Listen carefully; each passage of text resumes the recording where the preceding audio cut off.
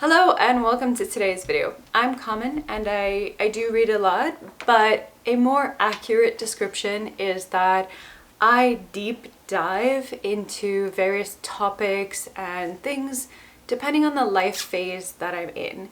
And my preference for how I do that is usually written text in the form of books. So today's video is books that changed my life. Most of the books on this list are applicable to anyone, but then there are, I think, two that are only applicable to women. My only disclaimer for today's video is that these are books that changed my life.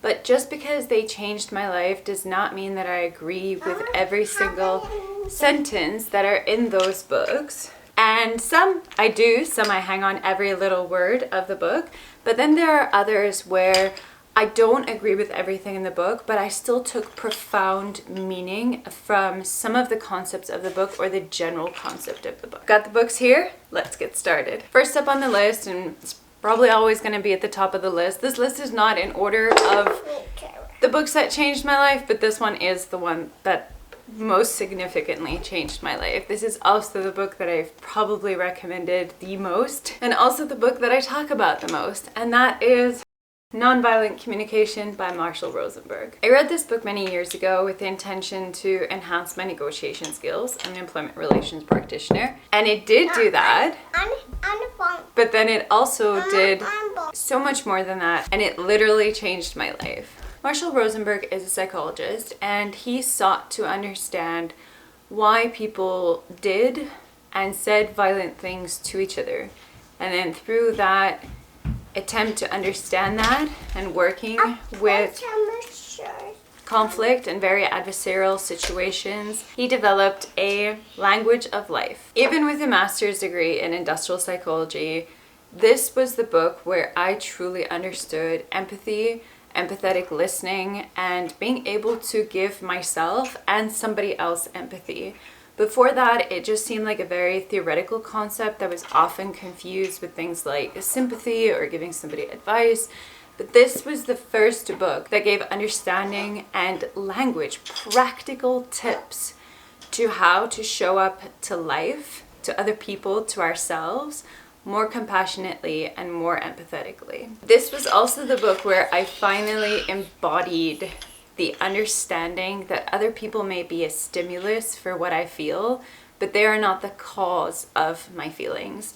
It also gave me tools to make honest and open requests of other people of ways that they can enrich my life, and to understand the difference between a request and demand, and how often in life when we are asking something of other people, we pose it as if it's a request, but really it's not a request because we're not willing to hear a no. We're not open to a no, and we're not all that connected to the other person. So this book's been life enriching, not just in the way that I treated people or understood people or thought about people and the world, but also how I treated myself and how I understood myself. So there's a great deal of understanding and awareness that comes from nonviolent communication of yourself and others.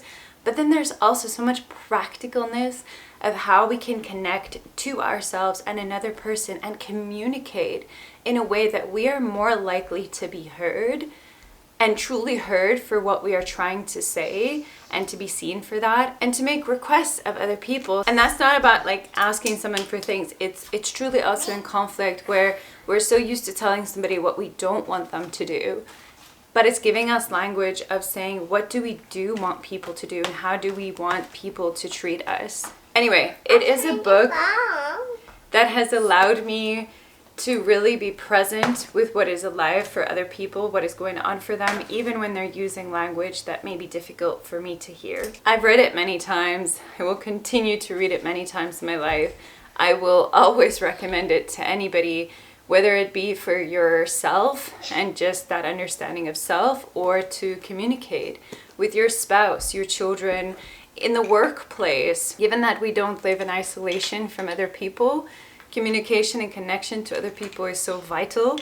So it will probably stay at the top of my list of life-changing book that I definitely continue to recommend. So like I said, this is not in order of importance, but moving on to the next one, it's not so much like a profound book the way that Nonviolent Communication was, and that is I know it's a weird one to make this list, but How to Heal Your Metabolism by Kate Deering. No, this is not about weight loss. I believe that how we physically feel is entirely intertwined with how we show up in the world, show up for ourselves, show up for other people. It is going to be deeply affected by how we feel physically. So for me to show up the best in life is, how do I feel physically great? Now, I've been health conscious for several years now. Before that, I was like the opposite of that. I've read a lot of health books. And then an important thing to mention there is that I don't have a particular interest in health and nutrition in the sense of that I find it interesting.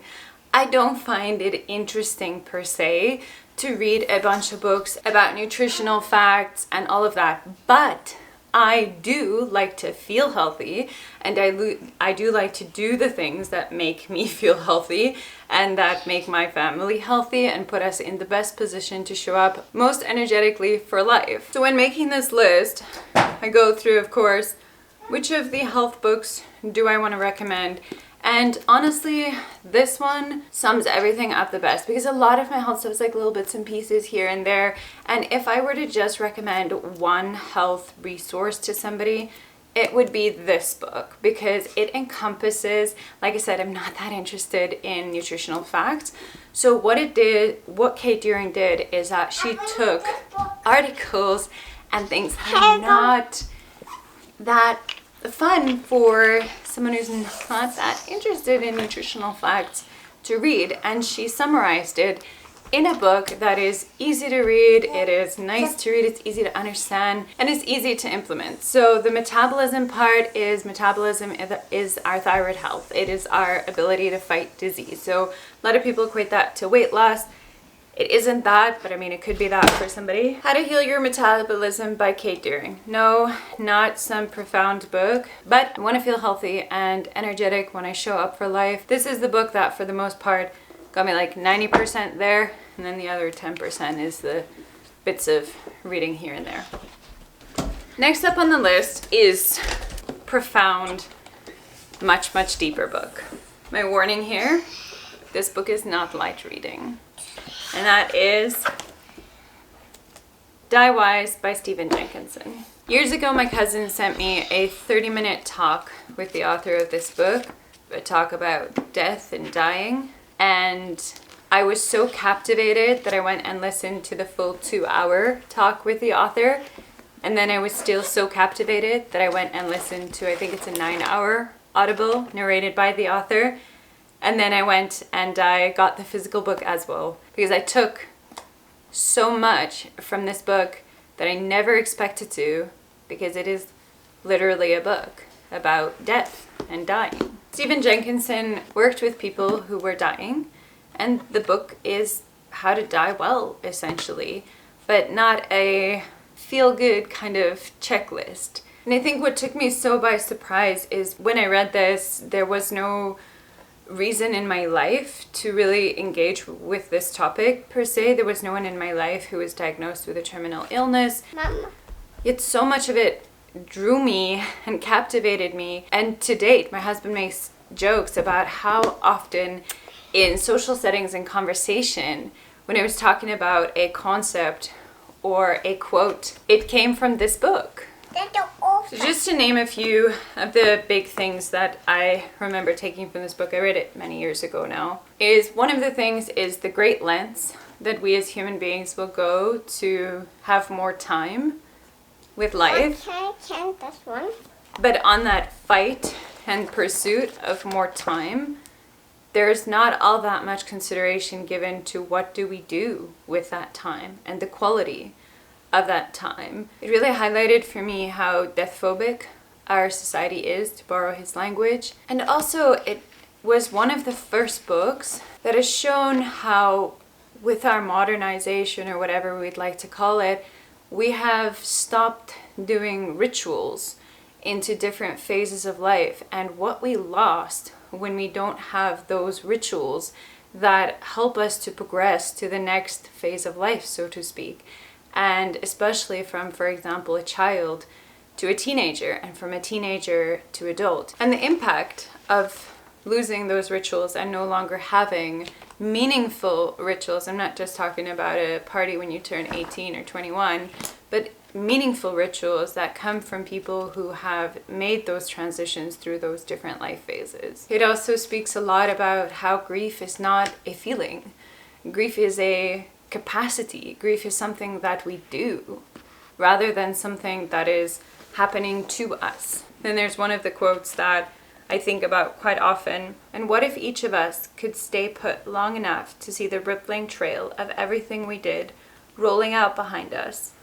What if we stopped long enough to see the long train of unintended consequences fan out from any innocently intended thing we did? The book is a lot of, I want to say, hard but real things to say, like, look at your life, look at the way that you make choices, the choices that you make, the way that you view life and dying and everything in between. It gets very real about the medical interventions that we opt to use to prolong life. The book is about dying, so it's not about medical interventions that cure you from any ailment or disease.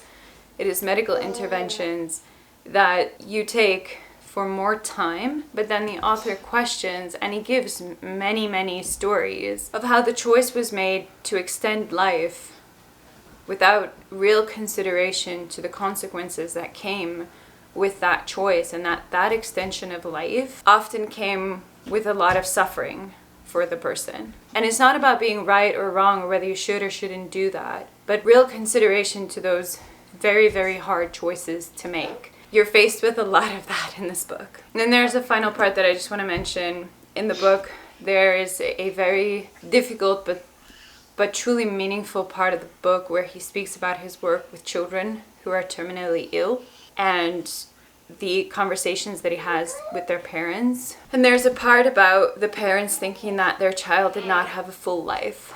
So he goes to a little girl and he says, "Your parents don't think that you had a full life. So I'd like to give them some examples of whether you had a full life or not." And the author is a very, very good storyteller, so I'm not going to tell you what the little girl said. But there are a few things in my life that I read that were so touching and so eye-opening to the ideas that we have about life and death. So it's not...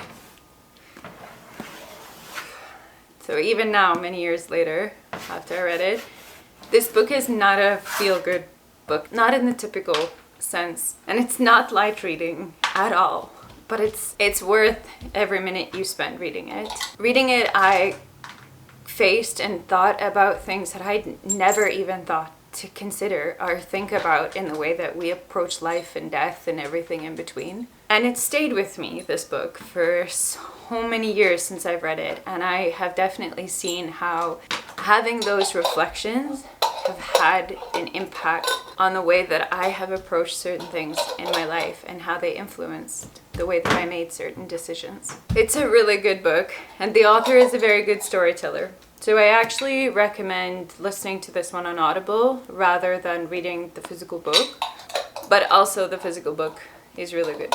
Not all the books are going to get such long explanations. Next up, I had a hard time narrowing this down on this topic. I read a lot of books on female health in particular and the female cycle. It was one of the things that I really, really deep dove into, such that just as an extension of my own learning about my own body and my cycle, I ended up co-creating a course where I'm the fertility awareness and menstrual cycle tracking part of that course. I narrowed it down to two books that I'm going to share that I think were life-changing for me. The first one is In the Flow. Now, a big disclaimer, there is a lot in this book that I don't agree with. This book is one of those where I took a lot of meaning from the concepts in this book, but then there's a lot of it that I don't agree with now, having more knowledge on this topic. But this is the first book that I read and still is one of the only books that really speaks about living in sync with your female cycle and with your fluctuations of hormones. There's a lot of other books on how our hormones really impact like everything about us, everything from the types of food that we want to eat, to how strong we feel with exercise, to our libido, to our relationship orientation, task orientation, our concentration, our outward productivity, our need for rest, our moods. Everything is impacted by our hormones. So no, this is not just a book about, oh, because you're a woman, you gotta do everything in accordance with your period. It's not like that. It's an understanding of literally, as a woman, what happens in your body and how that impacts on the different things in your life. And this book is the one that really talks about it in terms of work, parenting, our relationships with other people, and to ourselves. Now I'm going to share a personal story that may, I guess, be a bit, I don't know, controversial, but it's my story and it's my life and it's what happened for me and what I took from it. So just take what you want to from it and leave what you don't want to from it. Before all my health efforts, there were quite a few things that I chronically medicated. Not major things, but you know, like thought I had chronic allergies. I was taking hormonal birth control. And then the other one that I chronically medicated was my concentration. I took a low dose for most of my life. Medication is for ADD. When I was going through my health efforts and I came off all the other meds and I stopped needing them, this was the one that I felt very nervous about. Even though I was like on a laughable dose, it was still enough of a dose for me to feel that it was significant in my life and almost that I like needed it. And even with all the efforts that I made in my life, this was the book. This was the book that finally did it for me to drop the final, I guess, chronic medication that I was taking. And I realized that there was nothing wrong with me, but in order to operate in our society, go through our school system, our education, and the workplace and all of that, I was forcing my brain to act the same every single day, where my brain as a woman is not the same every single day. So I was medicating it to make it be able to do that and to fit into this system where the answer actually lay in understanding. Okay, when I started to be more aware of how my brain works and how it's different at different phases of my cycle, and I started structuring the things that I was doing to work with my body instead of trying to force my body, act in accordance with the masculine 24-hour cycle, I was essentially, in my opinion, cured of the ADD symptoms that for so long plagued me and felt like they were hindrances to my life. And I'm still here today. This was like many years ago now. I think it's like 8 years ago or so. I was able, through all of that, to finish my master's degree cum laude, a huge thesis, by the way, and sit for hours concentrating. And I was able to start a business and build up that business and do all the things that I thought I needed some external help in order to do that, when actually what I needed to do was internal and living in sync with my cycle. So this is one example. The book is a lot about, I think, productivity, but it's not just that. It is also about like with your relationships and how you parent and other aspects of your life. So I don't agree with the health recommendations in this book. I do still, till today, when someone wants a book about how to live more in sync with your cycle and how to live more in line with your female physiology, this is the book that I recommend. Now, I had to put two of the books in this topic because the other one, if we're going off of contraceptive and we don't want to just be getting pregnant and all of that, then the question is, how do we go about avoiding that or conceiving or having more control over that aspect of life? And that's where my second recommendation comes in, taking charge of your fertility. This is essentially like almost like a textbook style book for tracking your cycle. I have read many books on tracking your cycle. Like I said, I developed a course on tracking your cycle. When I'm asked to recommend a book on how to track your cycle, this is the book that I typically recommend for people. You don't have to read it cover to cover. You can literally read the parts that are applicable to you, skip the parts that are not applicable to you, come back to the parts if they ever become applicable to you, and this is a fantastic resource to have on hand for tracking your cycle. Next one, and we're changing topics slightly, because like I said at the beginning of this video, I deep dive into lots of different topics depending on the phase of life that I'm in. So the next one is a book that I've bought for people as a gift, and every time I've done this, my husband's like, yeah, not sure how that's gonna be received, but I think it is such a life-changing book that I continue to do it, even if it might be perceived as a little weird. And that is Esther Perel's Mating in Captivity. This book is technically a book about the erotic life of monogamous couples, but it is not, in my opinion, like a sex book, even though there's a lot of that in this book. To my mind, it's more of a relationship book. And honestly, as weird as it sounds, I have taken so much from this book in terms of general relationships, and even in the work that I do with the employment relationship, I took a lot of profound meaning from this book. Narrowed down to a few things that I took out of this book when I read it. And I've actually engaged with most of what Esther Perel has put out, like her podcast, I think when she like interviewed couples was the first thing I did, and then Mating in Captivity. And she has a book about infidelity as well. That one I don't recommend as much unless that's something that you work with or that you're going through. It's quite intense to read a whole book about infidelity. Whereas this one is more of like a general relationship book, but also mostly geared towards monogamous couples. A big thing I took from this is being aware of the expectations that we have of our spouse or life partner. There's like a pretty famous quote that I've seen people use from Esther Perel around how we are expecting from one person now what we used to get from an entire village. This was a big realization of how much I used to expect from my life partner, where those things can and often should be fulfilled by other relationships in our life as well, and that we're just putting way too much onto one person. Then another one is how we lose sight of our partner as an independent person to us. The longer we are in a relationship with them, the more we lose almost sight of them as a separate, mysterious being. Good reminders about things like, even if you're in a monogamous relationship, you don't own your partner's sexuality. There's also a quote in the book that I quite liked about how it's pretty hard to maintain being attracted to somebody who has abandoned their autonomy. So the book is good reminders that we have a tendency to lose our separateness and our understanding that we are separate beings in a monogamous relationship, and then the impact that that has on the erotic life of monogamous couples and other parts of the relationship. There's also a good reminder around patterns and like ebbs and flows in relationships. This was definitely something that I applied to my friendships as a result of reading this book, of really like honoring different cycles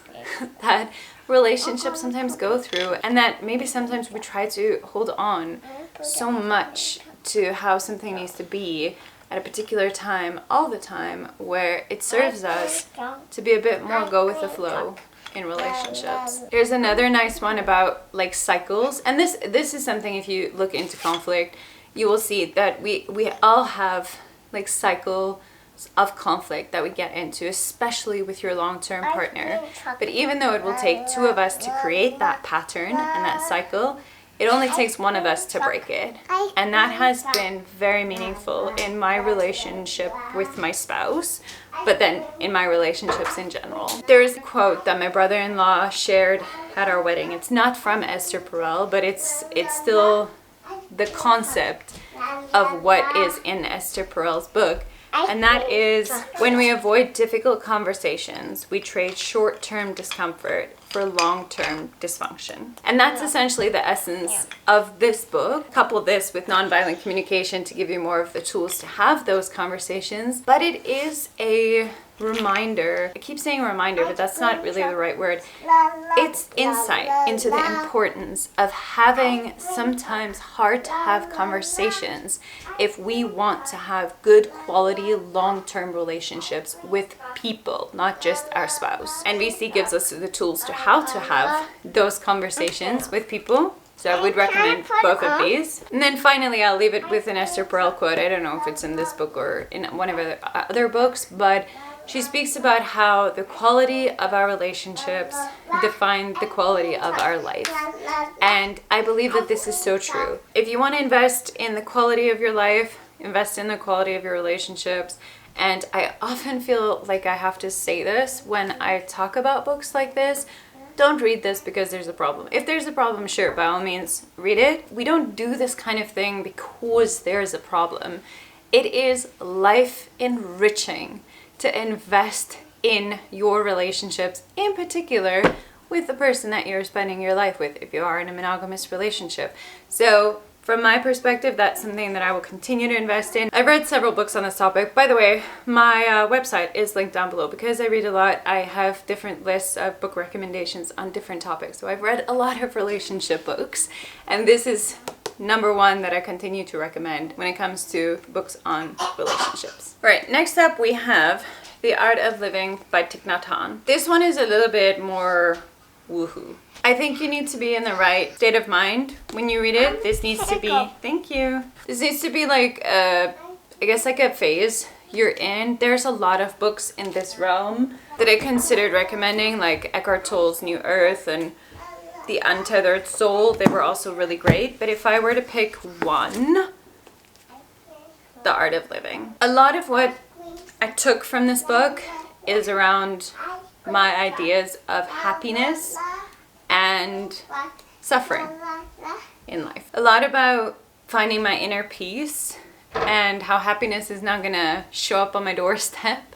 That is something that is up to me ultimately. And I read it in a time of life that was quite difficult for me to experience. I was going through a lot at the time. So it really felt like the right time for me to read it, and therefore it gave profound meaning. But I will say with this one, pick the right time to read this kind of book, because they're almost like deeply, I want to say, spiritual type books. And I think that we only really take a lot of meaning from them if we're in that mindset. Right, then next up I've got, again, I'm going to classify it as two books because I think they're both very important to read, and they're along a similar topic of creating our own inner peace and happiness and our approach to suffering in life, but they're more, I want to say, practical than The Art of Living, and they're books that are more likely to appeal to most people, I think. Well, yeah, given that they're very famous books, I think that's proof that they appeal to a lot of people. And that is two books by Viktor Frankl. We've got Man's Search for Meaning and then Say Yes to Life in Spite of Everything. Most people are quite familiar with Viktor Frankl, even if you haven't read his book. And there's a very significant quote about how everything can be taken from a man, but one thing, the last human freedom to choose one's attitude in any given circumstances, to choose one's own way. And I remember years ago I made a social media post about how we have choice, and somebody said to me that's a really privileged stance to take. But if you read these books, it's not. And it's really life enriching to remember that no matter what is happening to us, we still do have some degree of choice. And given that Frankl was in Auschwitz when he wrote this one, or at least came up with the concepts that are in this one, I think that's a really extreme scenario to point out that your freedoms can be taken from you, but then there is still the choice of how we respond to what is happening to us. So Man's Search for Meaning, the first part of it is like a lot of the storytelling of his time in the concentration camps, and then the last part of it is logo theory, which is for me where you take almost the more like meaning from it. But then I really found that this is a good one to follow up with, because this one, you can always tell by how much it took from my book, there's like a bunch of highlighted in it, is not just persevering through suffering, but then saying yes to life in spite of everything. And that has had a profound impact on my life. Next up, we've got two, I'm doing, I think the last of this list, and I'm doing them in twos, but they're very similar books, and I recommend both of them. So that's why I'm doing them in twos. And one of them is by, I guess, a author that is, I see a lot. Mama, read this. I will read it, thank you. Yeah, you read it. I will read it. Yeah. Okay. You read the sky? I will. Yeah. Okay, thanks. Please talk. Okay, I will. So the first one is When the Body Says No by Gabor Mate. I've read a few of his books, and this is my favorite, or the most profound one. And I think what was really important that I took from it was the impact of our emotional experience on our physical well-being. This book brought a lot of awareness to it. Gabor Mate is often cited in the parenting realm. Like, a lot of what he speaks about is stuff that we took from our experience with our parents. So of course a lot of it has then influenced, I guess, my parenting approach, or just an awareness of the importance of an attachment with your child. But I read this long before I had a kid, This one. and it was really meaningful in terms of my own awareness of things that may have impacted me and how they may manifest into physical symptoms and not just be the emotional experience, and then that's that. Now, the reason that I put it as two books is awareness in and of itself can often lead to profound change. And I think that's like the message of New Earth. Like, you don't necessarily need to do anything. Just have an awareness of something is really meaningful in and of itself, and often changes just come about from that awareness. So that's what this book is. A great deal of awareness comes from this book. But with Gabor Mate's books in general, I sometimes did feel like it highlighted for me, okay, a problem or something. And then I was like, okay, but I don't know what to do with this. I don't know what to do about it. So I'm aware of it now. And yes, sometimes just that awareness is enough. But I was kind of left with wanting to actively do something about it, and then not knowing what that something was. And that's where the next book comes in. Similar book is The Body Keeps the Score by Bessel van der Kolk.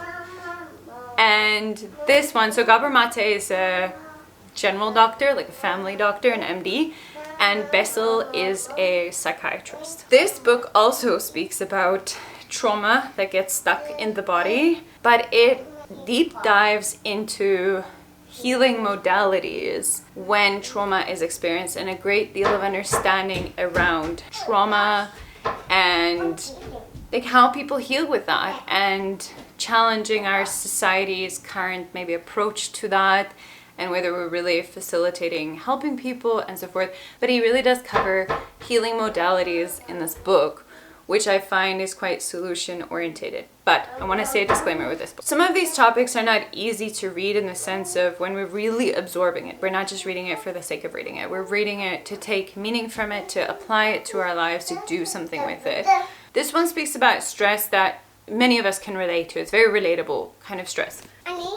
This one uses trauma examples because he's a psychiatrist that are difficult to read, in my opinion. Maybe I was in a particularly sensitive phase or something when I read it, but I just remember it being quite hard to read the experiences that some people had. But of course, it is still very meaningful and profound, because the whole point is about how that impacts on us, and then what the options are and what can be done with that. The two reasons I recommend these books is when we're talking about physical symptoms that we may be experiencing that may be as a result of emotional experiences. And I recommended a book on physical health, so I'm very much on the side of we need to both take care of our physical health, but then also take care of our emotional health to live our best life. Right, we're almost at the end of this list. The last, technically 3, but 2 of them I'm putting together, are very, in my opinion, like classics. Very well sold books. Very, people know about them. Even if you haven't read about them, you will know about them.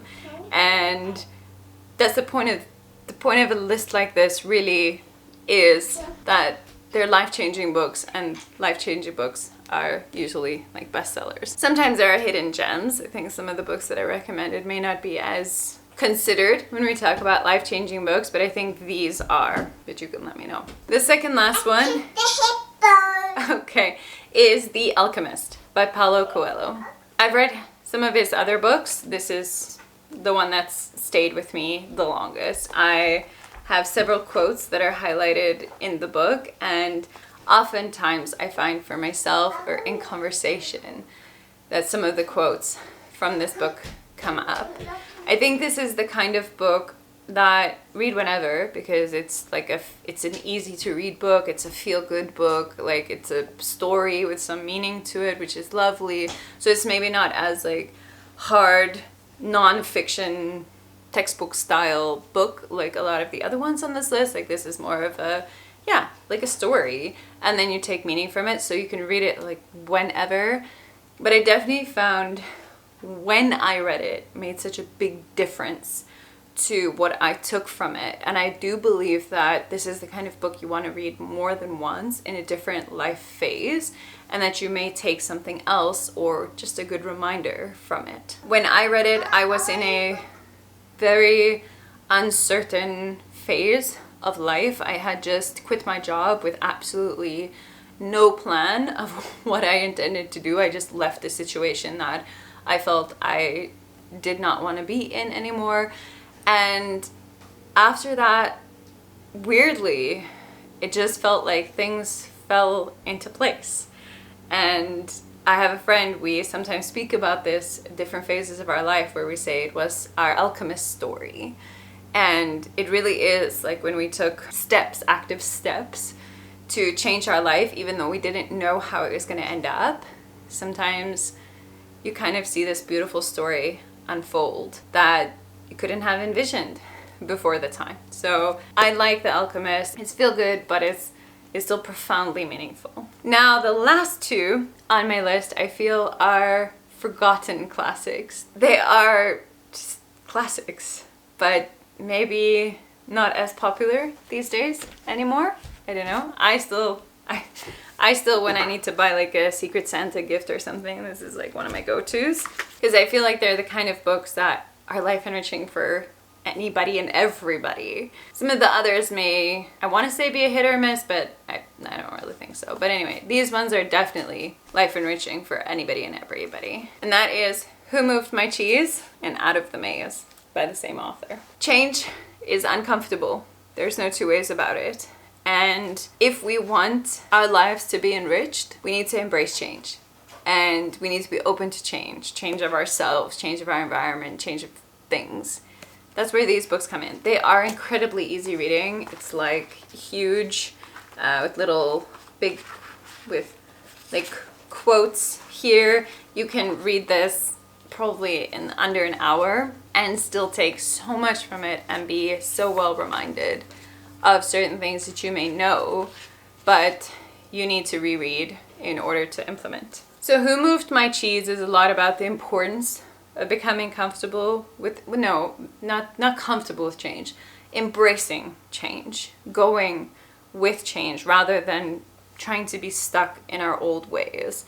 And that in and of itself, very meaningful. Again, it's like this similar concept I spoke about earlier. Having that awareness is so meaningful. But then Out of the Maze is a more, okay, now what?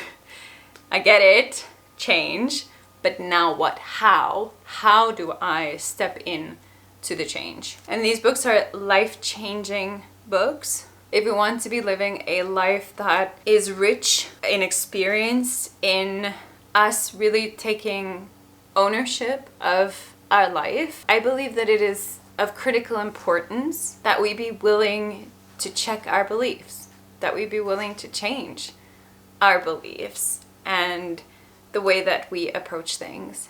And the most wonderful things in my life have come from deciding that I was going to make huge changes. And it didn't matter to me that people were like, oh no, but that's not you. It is me because I did it. That's actually like a profound thing that I remember from this, what's that book called? The Subtle Art of Not Giving an F. It didn't make the list, but one of the big things is like, if you do something, it is you because you did it. So I will continue to be open to change without feeling the need to hold on to a particular identity that I've created for myself or that other people have created for me, because I want to live my best life. And for me, that means an openness to challenging so much. And that's what these books ultimately were. They were books that challenged the way that I saw life or experienced things, or challenged me in my approaches to things. And as a result, were life-changing and life-enriching. And that brings us to the end of today's video. And the books that I experienced as life-changing for me and are usually up there on the books that I recommend when people ask me. Just a reminder that I have linked down below my website. It's continuously being updated because I continue to read more, and then there are different lists that are applicable to different things in life, so be it the female health stuff or general health stuff or parenting stuff or pregnancy stuff, so you can check that out as well. And I'm eager to hear if any of these books really stuck out for you, or if you have one that you think is life-changing that I did not mention in today's video. I would love to hear that from you. Thanks for being with me today.